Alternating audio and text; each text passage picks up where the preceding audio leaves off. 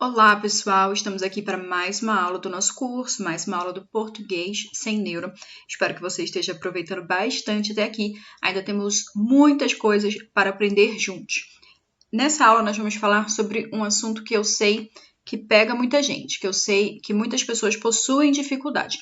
Mas hoje, nessa aula, com os exemplos aqui, com as explicações, eu tenho certeza de que esse assunto vai se tornar muito mais claro para você e não será mais um impedimento, na sua comunicação eficiente, não será mais um tropeço na sua escrita, na sua fala, não porque a gente não tem como representar na fala, mas não será um tropeço na sua escrita, não será um tropeço nos momentos em que você precisa fazer uma produção textual, tá bom? Vamos entender aquilo que eu sempre venho defendendo, que eu sempre defendo com vocês. A língua portuguesa não é um amontoado de regras aleatórias, né? A gente tem uma sequência lógica, a gente tem um porquê das coisas acontecerem como elas acontecem. Pelo menos para a maioria delas nós temos. E com a crase, que é o assunto dessa aula, com a crase não é diferente. Existe uma lógica, existe uma razão por trás desse fenômeno que nós vamos entender. E a partir do momento que nós entendermos o fenômeno, vai ficar muito mais fácil a gente analisar, reconhecer e saber aplicar, o fenômeno nos lugares corretos. Então, a primeira coisa que a gente precisa entender é: a crase é um fenômeno fonético. Pois é, não é um fenômeno de regência, não é um fenômeno sintático, ela é um fenômeno fonético. Por quê? Porque a crase, o fenômeno da crase consiste na união de duas vogais iguais. E aí a gente representa esse fenômeno através do acento grave, que é o acento grave. Desculpa, que é o acento que a gente usa lá para o lado contrário, o acento grave. Então, o acento grave, ele é uma marcação de que ali, naquela vogal, ocorreu o fenômeno fonético da crase. Percebem? O acento é uma marcação, é uma sinalização de que ali a gente teve o fenômeno da crase. E esse fenômeno, famoso fenômeno da crase, é a união de duas vogais idênticas, é a união de duas vogais ais, tá?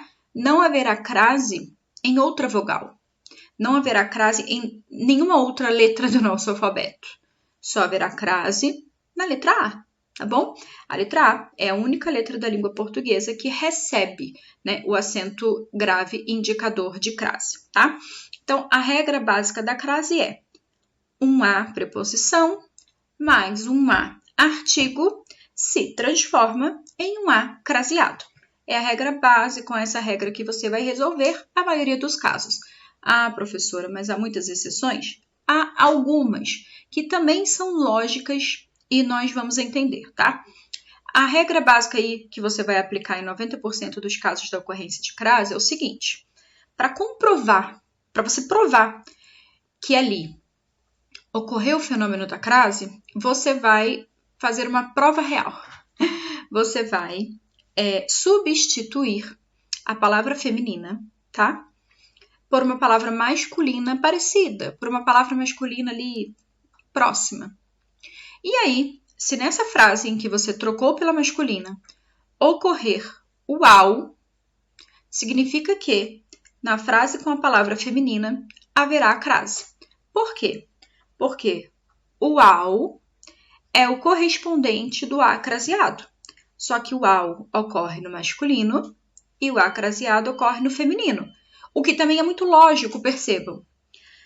O artigo é uma classe gramatical variável, nós já sabemos disso.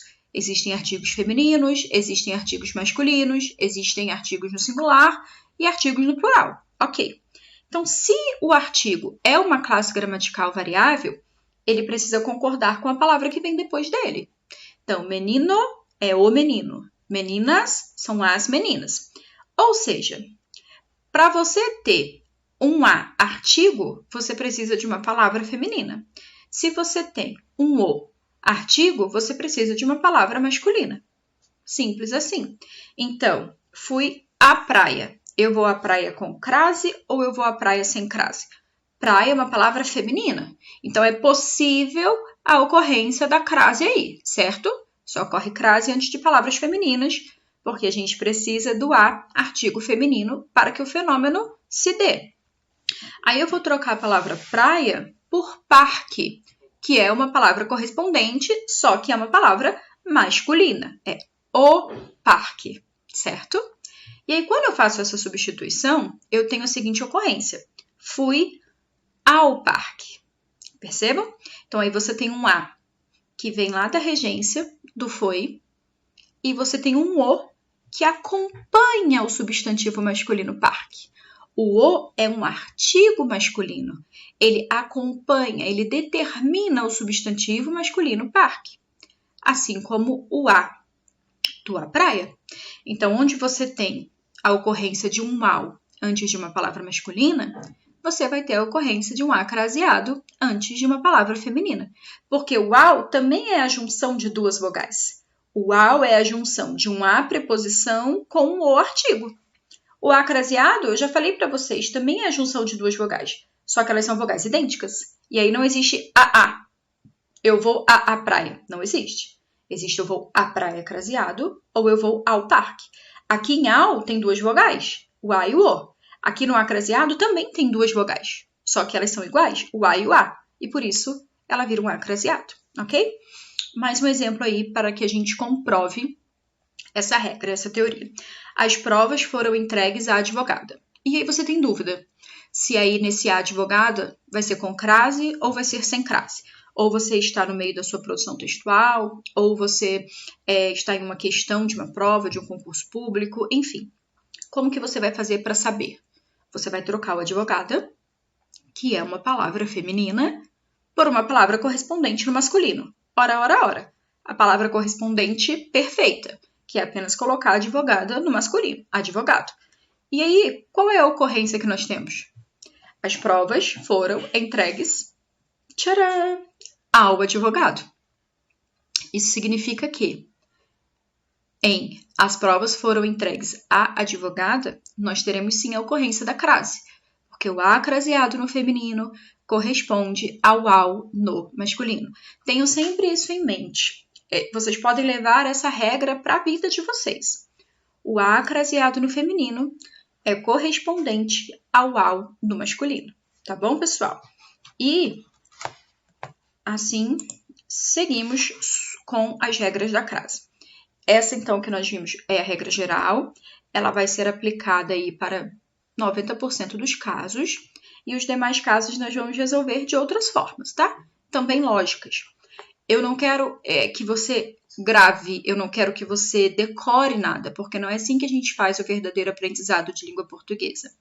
Eu quero que você entenda que a partir do momento que você entender que por trás dessas regras existe um porquê, existe uma lógica, existe um critério, você vai se relacionar com muito mais facilidade com a língua portuguesa. E a aplicabilidade disso vai se tornar mais natural para você. E quanto mais você praticar, seja fazendo atividades, né, exercícios, seja lendo e escrevendo, melhor vai ser, mais fácil vai se tornar, tá bom? Vamos falar sobre a crase indicando lugar, né? A ocorrência da crase com nomes de lugar. Nós temos uma técnica, né? Um pulo do gato. É claro que a gente sabe que o aprendizado de língua portuguesa ele não pode se dar por intermédio de dicas e pulos do gato. Mas em alguns momentos a gente tem algumas coisas que facilitam o nosso aprendizado, que facilitam a gente aplicar a regra. No caso da crase com nome de lugar, a regra é a seguinte. Quem vai a e volta da, crase a. Quem vai a e volta de, crase para quê, tá? Então, sempre que você tiver aí a dúvida se há crase com o nome de algum lugar, você aplica essa regra. Quem vai a e volta da, crase a. Quem vai a e volta de, crase para quê? Então, eu vou a Florianópolis, eu volto de Florianópolis. Então, não tem crase aí, não vou a Florianópolis. Então, eu vou a Florianópolis sem crase, tá? Eu vou à Argentina, eu volto da Argentina. Ó, quem vai a e volta da, crase a. Então, se eu vou à Argentina e volto da Argentina, eu vou à Argentina com crase, tá? Quem vai a e volta da, crase a. Quem vai a e volta de, crase para quê, tá bom? Então, pessoal, um outro caso de crase obrigatória são nas locuções adverbiais femininas. Elas são muitas, sim, mas quando a gente entendendo o sentido que elas têm, né, fica muito mais fácil a gente conseguir identificá-las para craseá-las, tá? Locução, 2 ou mais palavras que exercem uma única função. Então, locução adverbial, 2 ou mais palavras que exercem a função de um advérbio, certo? Então, vão ser 2 palavras ou 3 palavras, enfim, que vão exercer a função de um advérbio. O que é um advérbio? É uma palavra que modifica o verbo, o adjetivo ou outro advérbio. Então, você sempre vai ter uma relação de modificação. Então, nessas locuções que tiverem essa noção, essa função, exercer essa função de advérbio e forem femininas, elas serão obrigatoriamente craseadas, tá bom, pessoal? Então, às pressas, à direita, à esquerda, à espera, tá? Tudo isso vai ser, todas essas expressões serão craseadas obrigatoriamente, como vocês estão vendo aí no exemplo. Ele saiu às pressas. Após a padaria, vire à direita. Estamos à espera de algo melhor, tá? Então, locuções adverbiais femininas são craseadas. Continuando aqui, nós temos esse caso que é muito especial, que é quando a gente tem as expressões a moda ou a maneira implícitas. E aí, será o único, exclusivo caso em que a gente pode ter uma crase antes de um nome masculino. Professora, mas como assim? Você disse no início da aula que não ocorre crase antes de nomes masculinos, porque a gente precisa do a preposição, mas também do artigo, que é um artigo feminino. Sim, eu disse tudo isso, mas isso aqui é uma exceção, tá? Vai ocorrer crase antes de nomes masculinos se a gente tiver as expressões a moda de ou a maneira de implícitas, tá? A moda de e a maneira de são locuções adverbiais femininas, como a gente viu agora há pouquinho. Elas são obrigatoriamente craseadas. Só que aí a gente pode deixar essas expressões escondidas, essas locuções escondidas, mas o valor semântico delas permanece ali. Logo, a crase permanece. Percebam aqui os exemplos. Ocorre crase mesmo antes de palavras masculinas, como no exemplo. Bife à milanesa. Bife à milanesa é feminino, mas é a moda de Milão, né? Então, é a moda de Milão, a milanesa, ok? Bacalhau à portuguesa, ok? Segue o mesmo princípio. Agora, vamos ao exemplo de baixo. Meu avô se veste a Luís XV. Luís é um nome masculino e tem crase aí. Por quê? Porque a expressão, a locução, a moda, a maneira está implícita aí. O meu avô se veste à moda de Luís XV. Meu avô se veste à maneira de Luís XV, tá? São pouquíssimos casos, mas agora você já sabe, tá bom? Que se você encontrar uma crase antes de um nome masculino, ela só estará correta se ela tiver as expressões a moda ou a expressão a maneira implícitas, tá bom? E a crase é nos pronomes demonstrativos aquele, aquela e aquilo. Pode ocorrer? Sim, pode ocorrer, tá bom? Lembra que a crase é a união de 2 as? Pois bem, se você tiver a união de um a preposição com o a inicial das palavras aquela, aquele, aquilo, a crase vai ocorrer sim nesses pronomes, tá? Veja o exemplo. Vou a este lugar, vou àquele lugar. Você tem o a do verbo ir, quem vai a algum lugar, vou a. A que lugar eu vou? Aquele. Então, você uniu o a preposição, que vem lá da regência do verbo, com o a vogal inicial do pronome aquele. Aí, você uniu esses 2 as, e aí você pode ter um aquele, um aquela ou um aquilo craseados. Não há problema nenhum. Ok, pessoal? Vamos seguir com as nossas regrinhas de crase. Casos específicos, né? Nós já vimos a regra geral se aplica a 90% dos casos de ocorrência de crase, e aí agora nós estamos vendo os casos específicos, né, para que vocês tenham aí o conhecimento completo a respeito do uso e da ocorrência da crase. Um outro caso especial é quando a gente tem as palavras casa e terra. Por que é um caso especial? Porque se essas palavras não estiverem especificadas, não haverá crase. Se for no sentido genérico, no sentido geral, no sentido comum, não haverá crase antes dessas palavras. Agora, se for uma casa ou uma terra específicas, se tiver ali um especificador para essas palavras, aí haverá crase. Vejam os exemplos. Volte a casa logo. Que casa? Qualquer casa. Essa palavra casa aí não está especificada, então aí não tem crase. Agora, se eu digo, volte à casa de seus pais, é uma casa específica, é uma casa especificada, é uma casa determinada. Aí vai ter crase antes da palavra casa, tá? A mesma coisa, a mesma regra, nós vamos aplicar à palavra terra. Eles chegaram à terra. Ok, sem crase. Agora, eles chegaram à terra natal. Mais uma vez, eu tenho uma especificidade dessa terra. É uma terra específica, é uma terra em particular. É uma terra determinada. Então, aí, a gente tem a ocorrência do fenômeno da crase, tá? Eles chegaram à terra natal. Casa e terra também é um caso especial de ocorrência de crase, tá bom, pessoal? E agora nós vamos ver as crases que são facultativas. O que significa dizer que uma crase é facultativa? Significa dizer que ela é opcional. Significa dizer que tanto faz ela estar presente ou ela não estar presente. Nossa, professora, sério? Sério.